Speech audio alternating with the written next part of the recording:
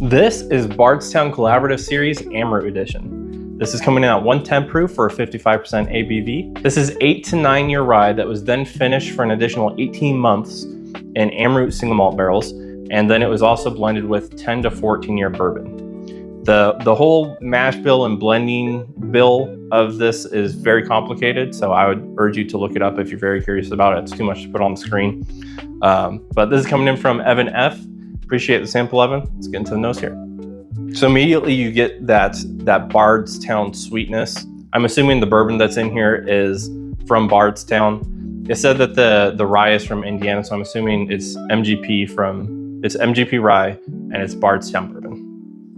You get a very light vanilla and some lemon. Get a little bit of light cinnamon there as well, and a little bit of light wood. A lot of light notes. You would think that for something that has 10 to 14 year bourbon that it would have some more dark notes to it, but you can definitely smell that it's mostly rye. It comes across pretty spicy. With that said, let's check the palate, see how that goes. Ooh, yeah. Well, there's a little bit of astringency late on the finish.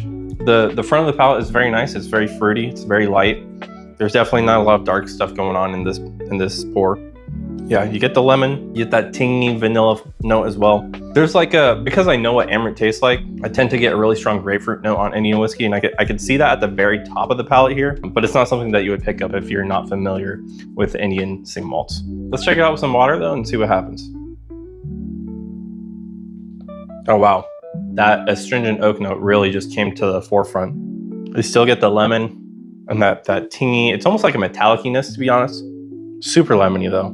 Almost smells like a limoncello. I think that grapefruit from the single malt, Indian single malt, is coming out a lot more too. Definitely like the nose without water more, but let's see if the palate is the same. It got a lot less interesting. I wouldn't say the palate changed at all. I think some things just kind of had their volume turned down a little bit.